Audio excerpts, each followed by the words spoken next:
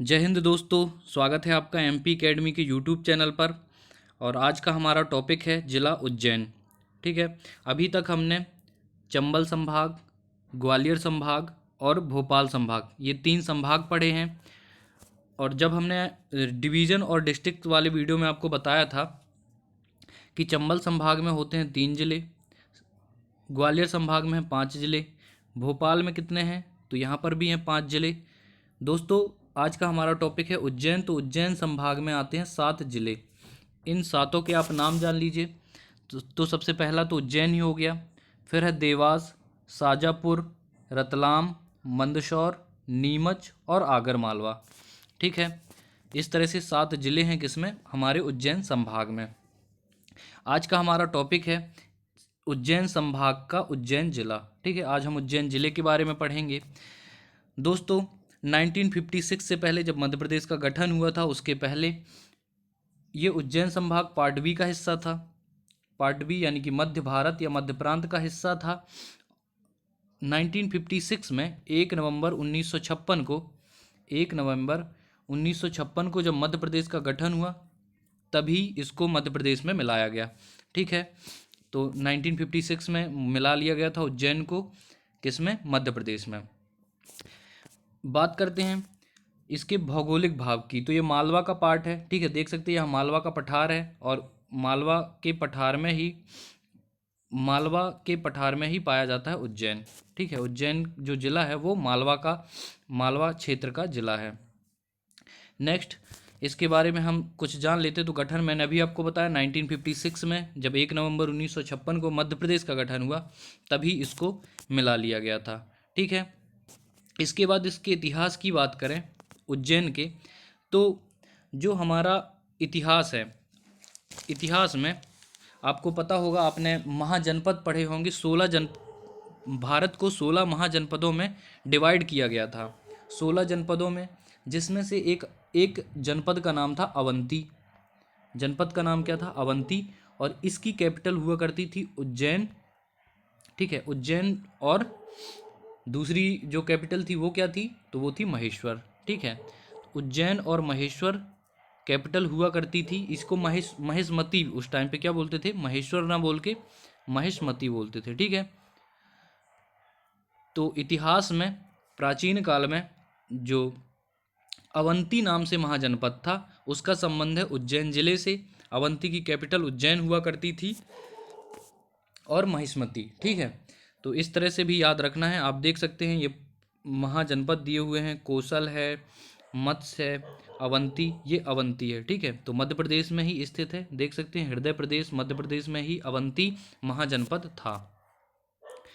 Next, Ujjain के बारे में। तो इसका प्राचीन नाम अवंतिका था। उज्जैन का जो प्राचीन नाम था वो था अवंतिका और कनकसरंगा। ठीक है, ये दो प्राचीन नाम याद रखिएगा, अवंतिका उज्जैनी और कनकसरंगा।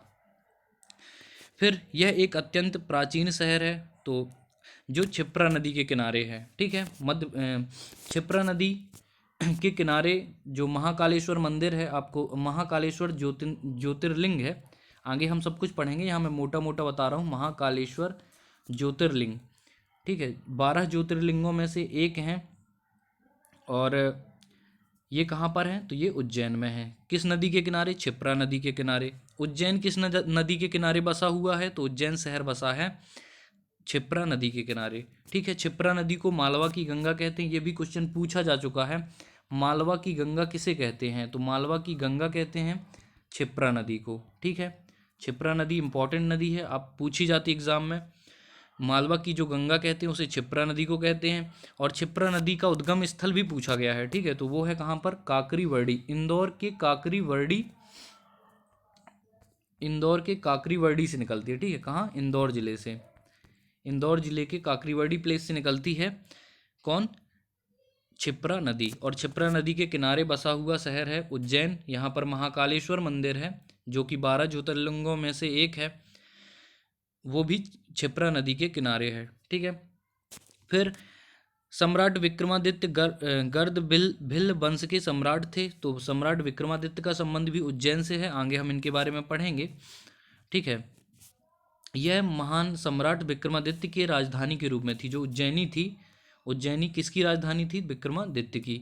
विक्रमादित्य के राज्य में नवरत्नों के नाम सुने होंगे आपने, उनमें से कालिदास जो नवरत्न थे, इनके विक्रमादित्य सम्राट विक्रमादित्य के नवरत्नों में से एक कालिदास, इनका संबंध भी कहाँ से है? तो यहाँ उज्जैन से ही है। यहाँ पर कालिदास समारोह मनाया जाता है। ठीक है, पूछा भी गया क्वेश्चन है कि कालिदास समारोह कहाँ मनाया जाता है, तो ये उज्जैन डिस्ट्रिक्ट में ही मनाया जाता है। ठीक है, इतना जान लिया हमने इसके इतिहास के बारे में। तो इतिहास में सिर्फ इतना ही है कि महाजनपद काल में ये अवंती के नाम से जाना जाता था, इसकी कैपिटल उज्जैनी हुआ करती थी और महिष्मती हुआ करती थी। महिष्मती को आज किस नाम से जानते हैं? तो महेश्वर, जो कि खरगोन डिस्ट्रिक्ट में आता है। ठीक है, सम्राट विक्रमादित्य पूछे जाते हैं। सम्राट विक्रमादित्य जो इनके काल में नवरत्न थे, उनमें से एक कालिदास उज्जैन से थे। ठीक है, और कालिदास समारोह कहाँ मनाया जाता है? तो ये भी उज्जैन में। मैं ये भी बता चुका हूँ, जो जब हमने उज्जैन की लोकेशन देखी तो आप देख सकते हैं कि ये पार्ट बी यानी कि मध्य भारत का भाग है और मालवा का पार्ट है। ठीक है, मालवा के पठार में स्थित है भौतिक रूप से। तो मालवा के पठार की विशेषताएं जब मैंने आपको भोपाल संभाग पढ़ाया था, क्योंकि ये भी मालवा का पार्ट है, तो यहाँ पर आपको पेटेंट एक जो कॉमन फैक्ट होते हैं वो मैंने आपको सभी लगभग सभी संभाग में बताए हैं। तो देखिए, ये मालवा के पठार में स्थित है, मतलब कि मालवा का क्षेत्र है उज्जैन। तो यहाँ पर बोली कौन सी बोली जाएगी? तो आपका आंसर होगा मालवी। कौन सी बोली बोली जाएगी? मालवी। फिर अगर आपसे कोई पूछे कि यहाँ पर मिट्टी कौन सी पाई जाएगी, तो मालवा में पाई जाती है काली मिट्टी। मैंने आपको कल वाले वीडियो में, मतलब कि कल जो वीडियो बनाया था हमने किसका, रायसेन जिले का, रायसेन जिला पढ़ा था, विदिशा जिला पढ़ा था। तो यहाँ मैंने आपको बताया था कि जो चंबल संभाग और ग्वालियर संभाग को छोड़ दीजिए, फिर बाकी इतना जो पार्ट है ये वाला, ठीक है, ये पार्ट, इस पार्ट के किसी भी जिले का नाम आपसे पूछ दिया जाए और पूछा जाए कौन सी मिट्टी मिलेगी यहाँ पर, तो आपको लगा देना है काली मिट्टी। ठीक है, मध्य प्रदेश के मैक्सिमम भाग में पाई जाती है काली मिट्टी। और यहाँ पर इस सर्कल के अंदर जितने भी जिले आते हैं, यहाँ सभी में कौन सी मिट्टी पाई जाएगी? काली मिट्टी। ठीक है, तो इतना याद रख लीजिएगा, मिट्टी। फिर दूसरा मैंने क्या बताया, यहाँ की बोली होगी मालवी। अब यहाँ से उज्जैन संभाग लग जाता है, तो कोरकू जनजाति के बारे में मैंने एक फैक्ट बताया था कि जो हमारी सतपुड़ा मैकल रेंज है, सतपुड़ा मैकल रेंज है, इसके आसपास के ज़िलों में, सतपुड़ा मैकल रेंज के आसपास के ज़िलों में कोरकू जनजाति पाई जाती है। तो उज्जैन में मैनली जनजाति कौन सी पाई जाती है? कोरकू। ठीक है, कोरकू जनजाति पाई जाती है। आगे हम इसके बारे में सब डिस्कस करेंगे, बस मैं आपको मोटा मोटा बता रहा हूँ ताकि लोकेशन से आप याद रखें, जो कॉमन फैक्ट हैं वो आपसे बनने चाहिए। ठीक है, तो जो कोरकू जनजाति है ये उज्जैन में पाई जाएगी। क्षिप्रा नदी बहती है, तो आप देख सकते हैं इंदौर के काकरीबड़ी से निकलती है, फिर यहाँ उज्जैन जाती है। और उज्जैन जो क्षिप्रा नदी है किसकी सहायक नदी है? तो चंबल की। ठीक है, चंबल जो कि मऊ जिले से निकलती है, मऊ के जानापा पहाड़ी से निकलती है, उसमें मिल जाती है कौन? क्षिप्रा नदी। फिर आपने वर्तमान में अभी करंट में एक योजना का नाम सुना होगा जिसका नाम है नर्मदा क्षिप्रा लिंक। ठीक है, नर्मदा क्षिप्रा लिंक 2012 से स्टार्ट हुई थी। तो नर्मदा क्षिप्रा लिंक ये भारत की पहली ऐसी योजना है जहां पर दो नदियों को जोड़ा गया है। किस तरह से? जैसे मान लीजिए ये नर्मदा नदी है और ये क्षिप्रा नदी है, तो इस तरह से इसको जोड़ देते हैं ताकि नर्मदा से पानी आ जाए किसमें? क्षिप्रा नदी में। ठीक है, तो मतलब सूखने ना पाए नदी, इसके लिए ये नदियों को जोड़ा जा रहा है, और नदियों को ऐसे जोड़ने की ये भारत की पहली परियोजना है, इसलिए इम्पोर्टेंट है नर्मदा क्षिप्रा लिंक। ठीक है, तो इतना याद रखेंगे। फिर अब यहाँ पर मैंने बताया कि यहाँ पर काली मिट्टी ज़्यादा है, तो गेहूं का उत्पादन ज़्यादा होता होगा और सोयाबीन का। ठीक है, सोयाबीन के उत्पादन में मध्य प्रदेश में प्रथम स्थान पर कौन है? तो ये है हमारा उज्जैन। उज्जैन में सबसे ज़्यादा सोयाबीन होता है। और आपको एशिया का सबसे बड़ा सोयाबीन का संयंत्र भी कहाँ मिल जाएगा? ठीक है, तो कल हमने विदिशा पढ़ा था, विदिशा में मैंने आपको बताया था कि विदिशा की सोयाबीन के उत्पादन में सेकंड रैंक है। ठीक है, फर्स्ट में कौन है? उज्जैन। उज्जैन फर्स्ट में है किसमें? सोयाबीन उत्पादन में। दूसरे नंबर पर विदिशा है। फिर सोयाबीन का जो ये सोयाबीन का संयंत्र यहाँ पर है, ठीक है, सोयाबीन का क्या है? संयंत्र है। सोयाबीन का संयंत्र ये ना केवल भारत का, ये एशिया का सबसे बड़ा सोयाबीन का संयंत्र है जो कि उज्जैन में है। यहाँ पर एक कन्फ्यूजन वाला क्वेश्चन ये आया करता है कि सोयाबीन का रिसर्च सेंटर कहाँ पर है, तो इसमें कन्फ्यूज नहीं होना है। देखिए, सोयाबीन का रिसर्च सेंटर, ठीक है, रिसर्च सेंटर कहाँ पर है? तो ये मिलेगा आपको इंदौर में। रिसर्च सेंटर कहाँ पर मिलेगा? ये मिलेगा आपको इंदौर में। तो कंफ्यूज नहीं होना है, जो एशिया का सबसे बड़ा सोयाबीन का संयंत्र है ये मिलेगा हमको कहाँ, उज्जैन में। और सोयाबीन का रिसर्च सेंटर कहाँ पर मिलेगा, उज्जैन में, सॉरी इंदौर में, ठीक है, कंफ्यूज नहीं होना है। इंदौर में मैंने क्या बताया, सोयाबीन का रिसर्च सेंटर, सोयाबीन का रिसर्च सेंटर इंदौर, बार बार बोल रहा हूँ, रिसर्च सेंटर पूछे इंदौर लगा देना, एशिया का सबसे बड़ा सोयाबीन का संयंत्र पूछे तो उज्जैन लगा देना। फिर आपने इतिहास इतिहास की हमने बात कर ली, महाजनपद काल की। अब हम थोड़ा सा और थोड़ा आगे आते हैं। तो आपने नाम सुना होगा ब्रह्मगुप्त का, ठीक है, ब्रह्मगुप्त का नाम सुना होगा, जिन्होंने शून्य का प्रथम बार उपयोग किया था। तो प्रथम बार शून्य का उपयोग करने वाले ब्रह्मगुप्त का संबंध भी कहाँ से है, उज्जैन से, ठीक है। महाभारत काल में जब श्री कृष्ण सुदामा जहाँ पर शिक्षा ले रहे थे, उस आश्रम का नाम था सांदीपनि आश्रम, ठीक है, सांदीपनि आश्रम था नाम। और ये आश्रम कहाँ पर है, तो ये आज भी उज्जैन जिले में है। सांदीपनि आश्रम जहाँ पर भगवान श्री कृष्ण और सुदामा ने शिक्षा दीक्षा ली थी, ये कहाँ पर है, तो ये आपको मिल जाएगा उज्जैन में, ठीक है। तो महाभारत काल में देख लीजिए, जनपद काल में इसको अवंती के नाम से जाना जाता था। और नेक्स्ट मैंने क्या बताया, तो और एक यहाँ पर जंतर मंतर, ठीक है, जंतर मंतर, तो ये तो मिडिवल हिस्ट्री में आ गए हम लोग।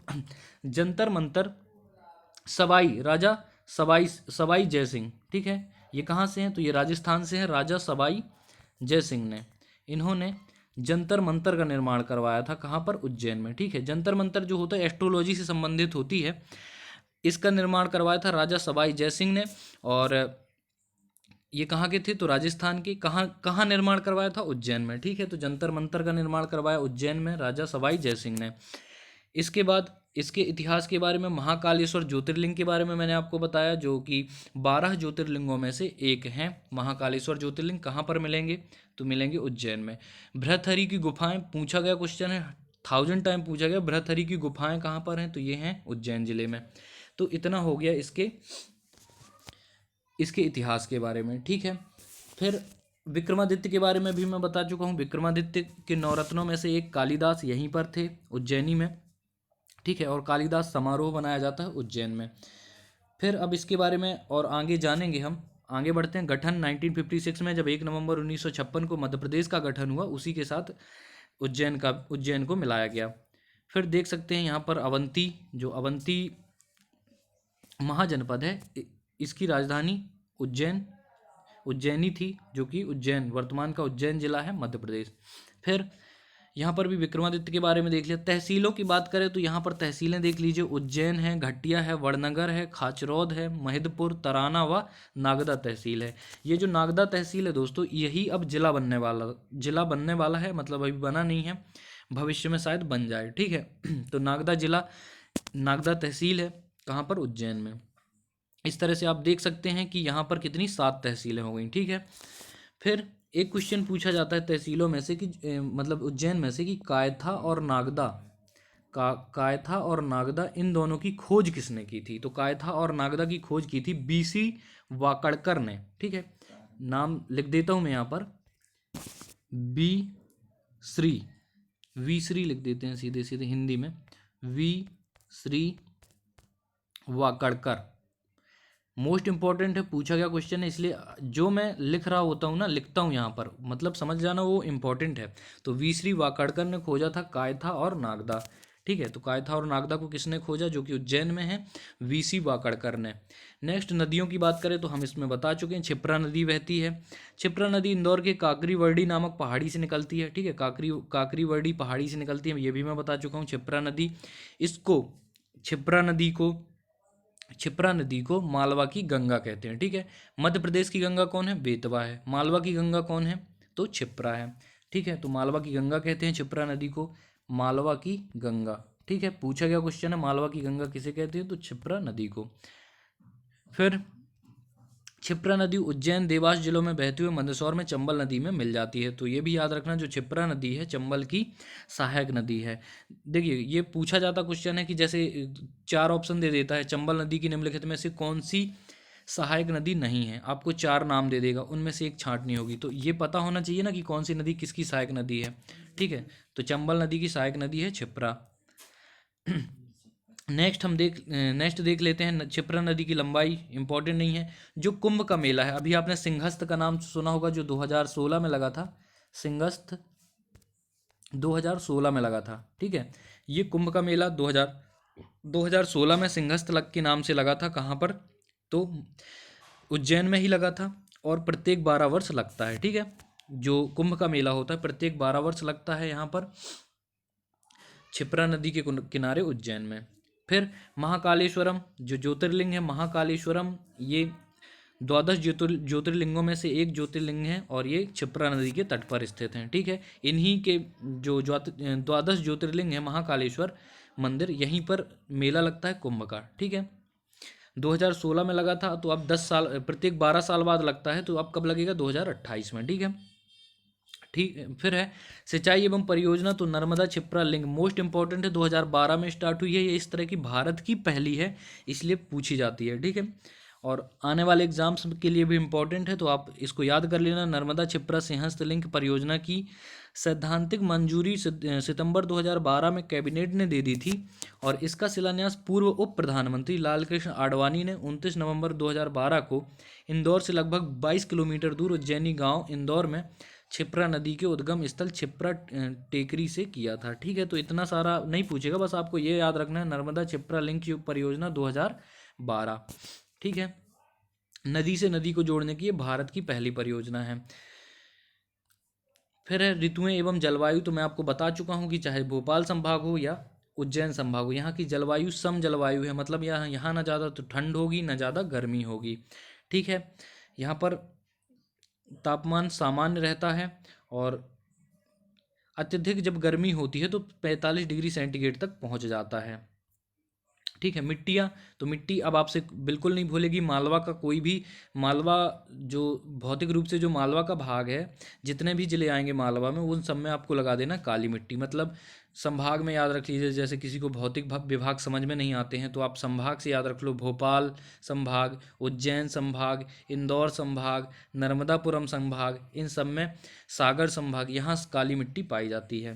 काली मिट्टी के बारे में, क्योंकि ये मध्य प्रदेश में सबसे ज़्यादा पाई जाती है, तो इसके बारे में पूछा जाता है। लोहा और चूना के कारण इसका रंग काला होता है, ठीक है। लौह ऑक्साइड के कारण, Fe2O3 के कारण काला रंग होता है।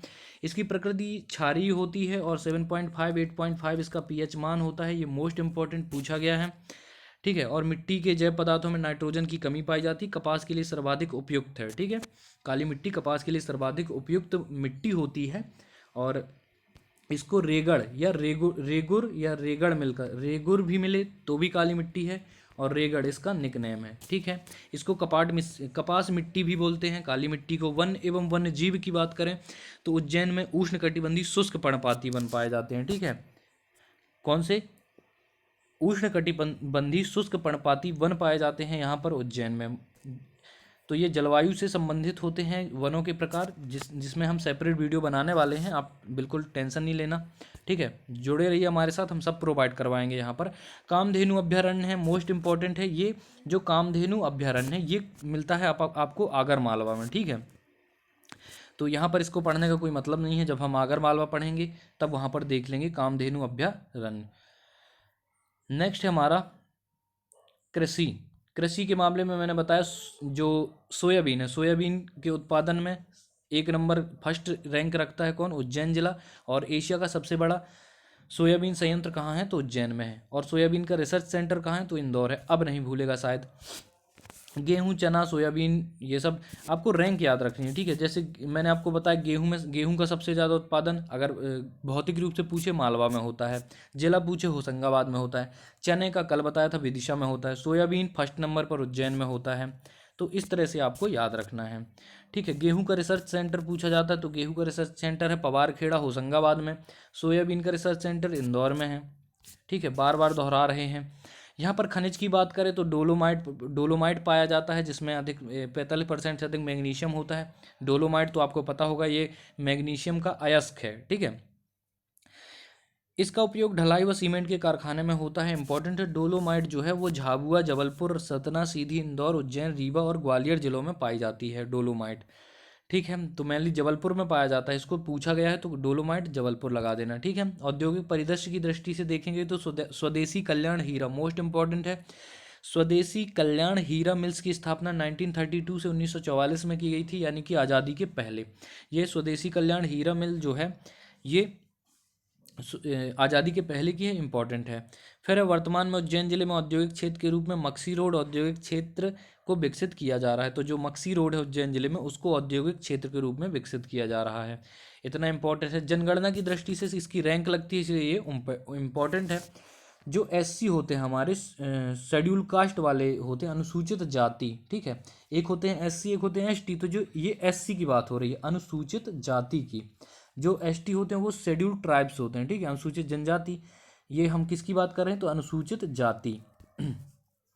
अनुसूचित जाति की जनसंख्या घनत्व परसेंटेज है ना, अनुसूचित जाति की जनसंख्या प्रतिशत, क्या बोला मैंने, अनुसूचित जाति की जनसंख्या प्रतिशत सबसे ज़्यादा किस जिले में है, तो ये है हमारी उज्जैन में। ठीक है, उज्जैन जिला यहाँ फर्स्ट रैंक रखता है किसमें, अनुसूचित जाति एससी, एससी की जनसंख्या प्रतिशत में पहले स्थान पर लगता है कौन, उज्जैन। ठीक है, इतना याद रख लेना, जनसंख्या में बस इतना ही पूछा जाएगा। फिर इसके बाद है कोरकू जनजाति। जनजाति में आपको मैंने स्टार्टिंग में ही बताया था कि यहाँ कोरकू जनजाति पाई जाएगी।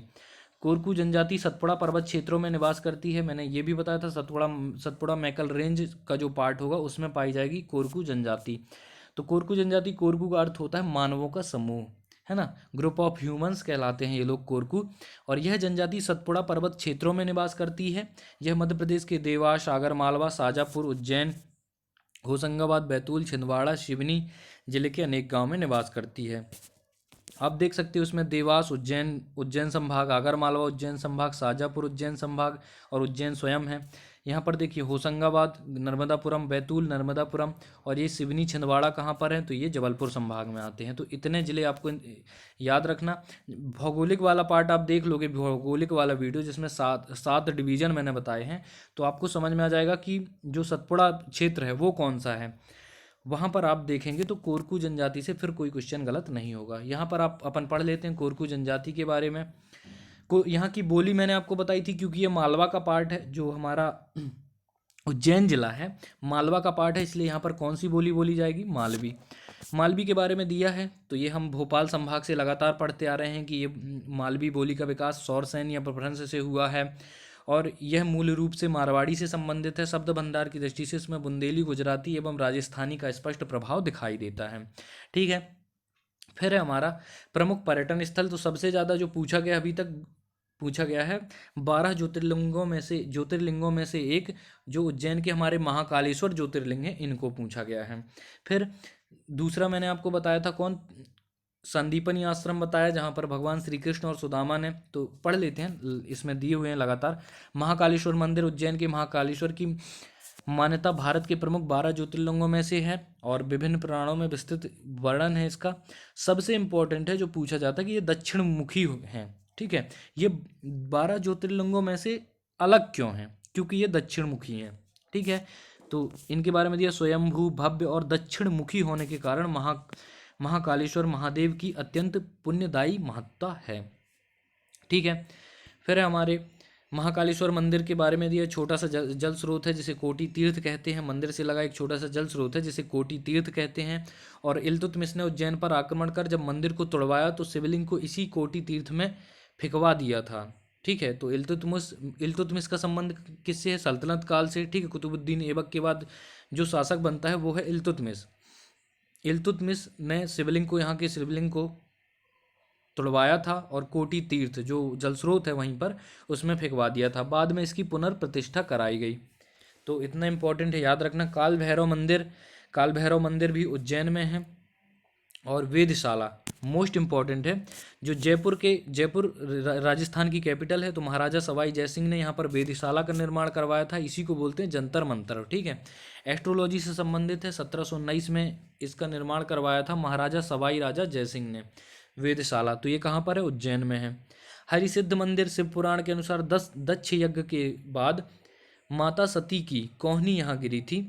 तो माँ आदिशक्ति के 52 शक्तिपीठों में से यह भी एक है। आपको पता होगा महासती के अंग, मतलब जब वो सती हुई थी तो उनके अंग जहाँ जहाँ गिरे थे वहाँ शक्तिपीठ का निर्माण हो गया था। तो उन 52 शक्तिपीठों में से एक हरिसिद्ध मंदिर उज्जैन में भी है। फिर हमारा श्री बड़े गणेश मंदिर है, और यहाँ गणपति की प्रतिमा बहुत विशाल होने के कारण इसे बड़ा गणेश मंदिर के नाम से जानते हैं। ये पूछा नहीं जाता है। मंगलनाथ को आप इम्पोर्टेंट याद रखना। मंगलनाथ को मंगल ग्रह का जन्म स्थान माना जाता है, इसलिए इम्पोर्टेंट है। मत्स्य पुराण के अनुसार, मत्स्य पुराण आपने प्राचीन हिस्ट्री में, ठीक है, एंशियंट हिस्ट्री में पढ़ा होगा मत्स्य पुराण के बारे में, जो कि सातवाहनों से संबंधित है मत्स्य पुराण का, और मंगलनाथ को मंगल ग्रह का जन्म स्थान माना जाता है, ऐसा भी वर्णन है मत्स्य पुराण में। फिर है हमारा बृहत्थरी की गुफा। ये भी मैं आपको बता चुका हूँ कि यह गुफा उज्जैन में स्थित है। इन गुफा में रंगीन चित्र देखने को मिलते हैं। इनका निर्माण 11वीं शताब्दी में परवार वंश के शासकों द्वारा हुआ था, और इन गुफाओं का निर्माण राजा भरथरी के सम्मान में कराया गया था। तो भरथरी की गुफाओं कहाँ पर है? तो ये हैं उज्जैन में। फिर प्रमुख बिंदु अब देख लेते हैं कि क्या क्या है कर्क रेखा पर। तो कर्क रेखा में मध्य प्रदेश के 14 जिले हैं, जिसमें से रतलाम आता है, उज्जैन आता है, आगर मालवा, फिर राजगढ़ आता है, भोपाल, विदिशा, सीहोर सीहोर है, फिर सागर है, दमोह है, जबलपुर, कटनी, उमरिया और शहडोल, अनूपपुर। इस तरह से तो 14 जिले आते हैं हमारे मध्य प्रदेश के, जो कि किससे गुजरते हैं। मैंने इसको कोड से याद किया हुआ है, अगर आप लोग कमेंट करेंगे तो मैं आपको कोड बता दूंगा, जिससे आप याद कर लेना। तो इससे याद कर लेना 14 जिलों को, क्योंकि पूछे जाते हैं। ऐसे पूछ दिया आपको कि कौन सा जिला किस में कर्क रेखा में कौन सा जिला स्थित नहीं है, तो उसमें लगाना पड़ेगा, ठीक है। तो जिस तरह से भारत में क्या है, गरम छाछ पत्र में, इसको याद रख लेना। भारत के लिए कोड क्या है? गरम छाछ पत्र में। भारत के लिए मैं कोड बता देता हूँ, गरम छाछ पत्र में। ये किसका कोड है? तो भारत के जितने स्टेट से कर्क रेखा गुजरती है उसका केट है। गा से कोड है। गा से क्या होता है? गुजरात। रा से राजस्थान, मा से मध्य प्रदेश, छा से छत्तीसगढ़, झा से झारखंड, पा से पश्चिम बंगाल, त्रा से त्रिपुरा, और एम से मिजोरम, यानी कि मा से मिजोरम है, ठीक है। तो गरम छाछ पत्र में 3, 2, 5, 3, 8 राज्यों से गुजरती है हमारी कर्क रेखा, और मध्य प्रदेश की बात करो तो 14 जिलों से गुजरती है, ठीक है। तो कर्क रेखा पर अवस्थित जिला है हमारा कौन? उज्जैन। मंदिरों एवं मूर्तियों की नगरी के नाम से जाना जाता है। सिंधिया प्राचीन शोध संस्थान यहीं स्थित है। विक्रम यूनिवर्सिटी है, विक्रम विश्वविद्यालय, जिसको विश्वविद्यालय वाले पार्ट में हमने पढ़ लिया है, ठीक है। उज्जैन में ही सबसे पहले शून्य का प्रयोग गणितज्ञ ब्रह्मगुप्त ने किया था, स्टार्टिंग में मैंने बता दिया था। और ब्रह्मगुप्त ने ही गुरुत्वाकर्षण का सिद्धांत दिया था, इसलिए ब्रह्मगुप्त को भारत का न्यूटन कहते हैं, ठीक है। भारत का न्यूटन किसे कहते हैं? तो ब्रह्मगुप्त को, क्योंकि इन्होंने गुरुत्वाकर्षण का सिद्धांत दिया था। फिर है हमारा उज्जैन में स्थित नवग्रह मंदिर। वर्ष में केवल एक बार ही खुलता है, वर्ष में एक बार खुलता है नवग्रह मंदिर। तो टाइम मिले तो आपको जाना चाहिए यहाँ पर। फिर है ज्योतिष शास्त्र अनुसार 0 डिग्री देशांतर पर, ज्योतिष के अनुसार ये 0 डिग्री देशांतर पर उज्जैन स्थित है। फिर सबसे बड़ा सोयाबीन का संयंत्र है कहाँ पर? उज्जैन में। एशिया का सबसे बड़ा है, और मध्य प्रदेश का एकमात्र संस्कृत विश्वविद्यालय पाणिनि विश्वविद्यालय कहाँ पर है? तो ये 2008 में इसकी स्थापना हुई थी, ये भी है उज्जैन में। एकमात्र संस्कृत विश्वविद्यालय पाणिनि विश्वविद्यालय कहाँ पर है? उज्जैन में। और सर्वाधिक एससी जनसंख्या का प्रतिशत वाला जिला है उज्जैन। देखिए यहाँ पर थोड़ा सा कन्फ्यूजन हो सकता है। अगर आपसे पूछ दिया जाए कि एससी की जनसंख्या सबसे ज़्यादा कहाँ पर है, तो आपका आंसर होना चाहिए इंदौर, ठीक है, क्योंकि मैंने जनसंख्या पूछी है। अगर एससी की जनसंख्या पूछे तो सबसे ज़्यादा कहाँ पर है? इंदौर में। और अगर पूछा जाए कि सबसे ज़्यादा जनसंख्या प्रतिशत वाला जिला कौन सा है, तो वो है उज्जैन, ठीक है। अंतर समझ गए होंगे आपने। इसी तरह मैंने इंदौर उज्जैन में एक और फैक्ट बताया कि जो सोयाबीन का रिसर्च सेंटर है वो इंदौर में है, जबकि सोयाबीन का जो संयंत्र है, सोयाबीन एशिया का सबसे बड़ा संयंत्र है सोयाबीन संयंत्र, ये कहाँ पर है? उज्जैन में है, ठीक है। फिर है मध्य प्रदेश का एकमात्र जंतर मंतर, जो कि राजा जयसिंह द्वारा निर्मित करवाया गया था, ये कहाँ पर है? तो ये भी उज्जैन है। और 21 जून को सूर्य 90 डिग्री पर लंबवत होता है। 21 जून को कर्क रेखा पर 90 डिग्री पर लंबवत होता है, आप सभी को पता है, ठीक है। फिर तो इतना इम्पोर्टेंट था, और इसमें जो मेन फैक्ट हैं वो मैं आपको अब थोड़ा सा रिपीट करवा देता हूँ। सबसे ज़्यादा पूछे बात जाने वाले, तो सबसे ज़्यादा तो यही पूछा गया है, सबसे बड़ा सोयाबीन संयंत्र कहाँ पर है एशिया का? तो ये है उज्जैन में। बृहत्थरी की गुफाएं उज्जैन में। जंतर मंतर उज्जैन, सवाई राजा जयसिंह ने बनवाया था। नागदा और कायथा की खोज किसने की थी? तो वीसरी वाकड़कर ने खोजी थी। सांदीपनी आश्रम कहाँ है? तो उज्जैन में है। महिदपुर महिदपुर में यहाँ पर सहकारी शक्कर कारखाना स्थापित है। मंगलनाथ, तो मत्स्य पुराण के अनुसार मंगल ग्रह की उत्पत्ति से संबंधित मंदिर है। कहाँ पर? मंगलनाथ में। फिर कलेडरिंग प्लांट है उज्जैन में, पूछा नहीं गया अभी तक। कलेडरिंग प्लांट जो कि फर्नीचर से संबंधित है, रंगाई विरंजन से संबंधित है, ये पूछा नहीं गया, ठीक है। फिर भी आप याद रख सकते हैं। 12 वर्ष में, प्रत्येक 12 वर्ष में क्या लगता है? तो यहाँ पर कुंभ लगता है, सिंहस्थ कुंभ के नाम से, जो कि 2016 में आयोजित हुआ था। विक्रमशिला विश्वविद्यालय 1957 में इसकी स्थापना हुई थी, ये भी उज्जैन में है। मोस्ट इंपॉर्टेंट है मालवा उत्सव, ठीक है। तो ये फैक्ट मैंने अभी तक नहीं बताया था। मालवा उत्सव कालिदास समारोह में बता चुका हूँ। मालवा उत्सव लगता है, तो मालवा उत्सव कहाँ मनाया जाता है? तो ये 1991 में मध्य प्रदेश राज्य पर्यटन विकास ने 1991 में इसकी शुरुआत की थी, मालवा उत्सव की। और इसका आयोजन प्रतिवर्ष गणेश चतुर्थी के से त्रयोदशी तक इंदौर, उज्जैन और मांडू में संयुक्त रूप से होता है, ठीक है। ये भी इम्पोर्टेंट है कि मालवा उत्सव कहाँ कहाँ होता है। तो एक होता है मतलब इंदौर, उज्जैन और मांडू। मांडू कहाँ आता है? धार जिले में, ठीक है। इंदौर, उज्जैन और मांडू में संयुक्त रूप से होता है कौन सा? मालवा उत्सव। इसको इम्पोर्टेंट है, याद रखना है। उज्जैन के प्रसिद्ध दर्शनीय स्थलों में मैंने आपको बताया महाकालेश्वर ज्योतिर्लिंग, काल भैरव का मंदिर, सांदीपनी आश्रम, चिंतामण गणेश, राजा भृतहरि की गुफाएं, गढ़ कालिका मंदिर, हरिसिद्ध मंदिर और गोपाल मंदिर। और हरिसिद्ध मंदिर के बारे में बताया कि ये एक खंडपीठ है, ठीक है। फिर शक्तिपीठ है, खंडपीठ नहीं। मध्य प्रदेश में ज्ञान हब यानी कि नॉलेज सिटी की स्थापना की गई है। गोपाल मंदिर का निर्माण उज्जैन में बयाजी सिंधे ने किया था, ये भी इंपॉर्टेंट है। और कायथा ताम्र पाषाण युगीन स्थल है। जो कायथा है, क्यों पूछा जाता है कि कायथा और नागदा की खोज किसने की थी? बीसी वाकड़कर ने की थी। ये क्यों पूछा जाता है? क्योंकि कायथा ताम्र पाषाण युगीन स्थल है, ठीक है। तो दोस्तों, हमने उज्जैन के बारे में जितने फैक्ट हो सकते थे, जो अभी तक पूछे गए हैं या आगे आने वाले एग्जामों में पूछे जाएंगे, उनको पढ़ लिया है। मोस्ट इंपॉर्टेंट है उज्जैन संभाग। तो बने रहिए हमारे साथ, मिलते हैं अगले जिले के साथ, जो कि हमारा उज्जैन संभाग से ही होगा। जय हिंद, जय भारत। पढ़ते रहिए, खुश रहिए। जय हिंद, जय भारत।